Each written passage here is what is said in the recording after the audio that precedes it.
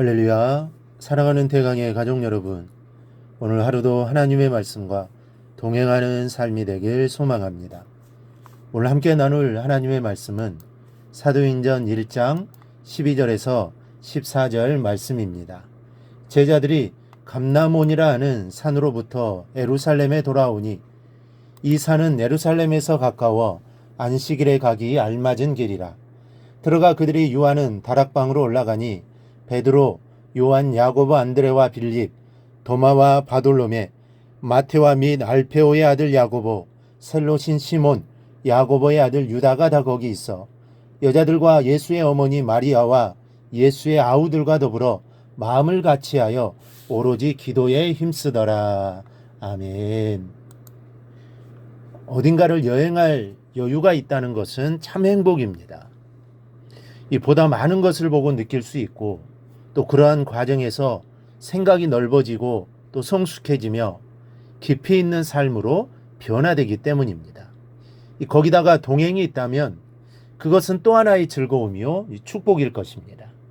여행을 하다 보면 힘들 때도 있는 법인데 이때 서로 바라보고 의지할 수 있는 상대가 있다는 것이 마음을 평쾌해주고 힘을 주기 때문입니다.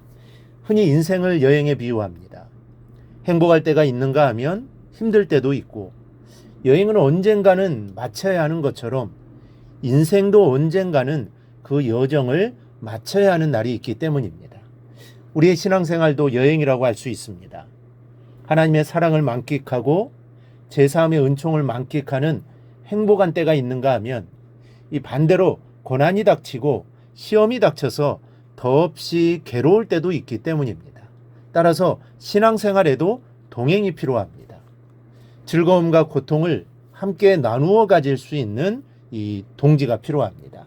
본문 말씀은 제자들에게도 동행이 있었음을 알려주는 기록입니다.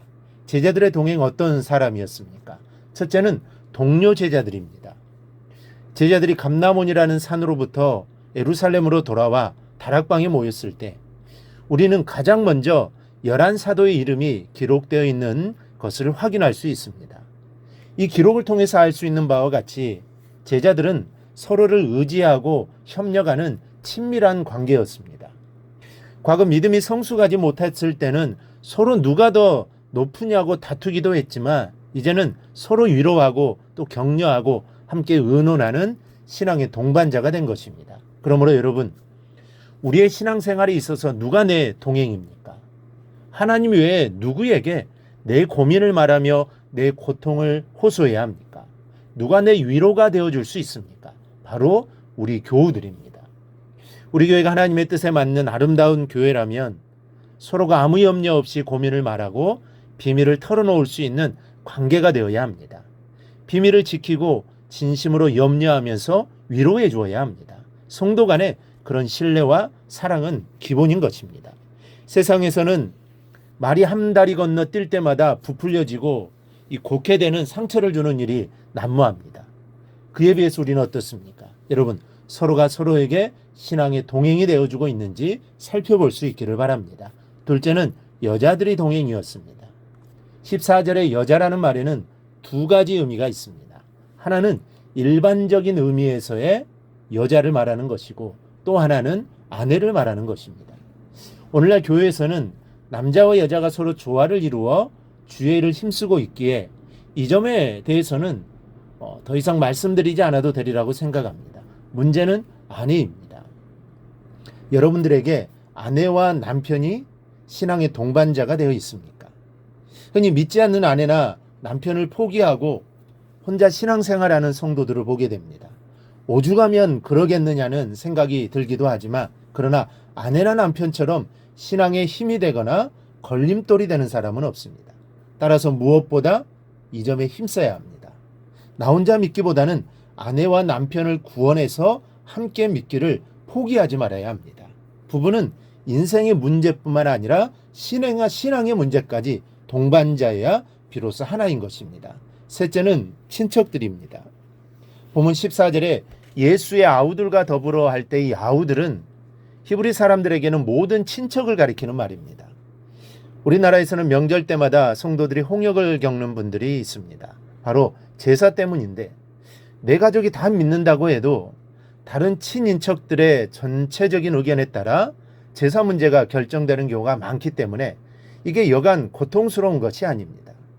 이것 하나만 생각해 봐도 친인척이 함께 믿는 것이 신앙생활에 얼마나 힘이 되는지를 충분히 알 수 있습니다. 그러므로 신앙의 동반자, 함께 신앙생활에 나가는 동행을 만드는 성도들이 되십시오.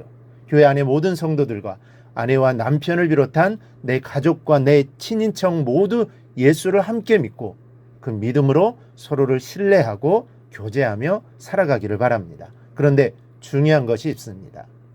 14절을 보면 예수의 제자들과 예수를 따르던 여자들 그리고 예수의 모친과 아우들이 마음을 같이하여 전혀 기도에 힘썼다고 하였습니다. 즉 한 마음이 되어 기도하였다는 것입니다.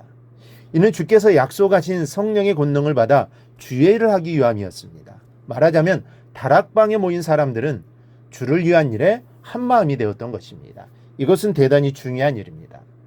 사실 초대교회 역사는 이렇게 한 마음이 되는 것으로부터 시작되었고 그리고 이렇게 한 마음이 되었을 때 그들은 가장 모범적이고 아름다운 교회를 만들 수 있었고 또한 효과적인 전도와 선교를 통하여 폭발적인 부흥의 역사를 일으킬 수가 있었던 것입니다. 교회가 진정으로 아름다워지고 또 지속적으로 성장하기 위해서는 반드시 성도 간의 하나됨이 필요합니다. 성도 간의 하나됨이 없으면 그 교회의 성장과 발전은 결코 기대할 수가 없는 것입니다. 그러므로 우리는 주 안에서 하나 되어야 합니다.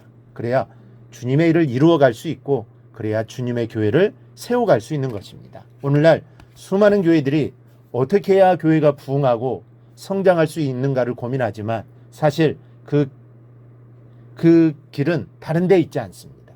오직 사랑으로 하나됨에 있습니다. 그러므로 주 안에서 하나 되어 주님 우리에게 맡기신 일들을 하나둘씩 이루어 갈 수 있기를 바랍니다. 그리하여 하나님의 뜻을 이루어 나가는 대강교회와 우리 모든 성도들이 되기를 주님의 이름으로 축원합니다.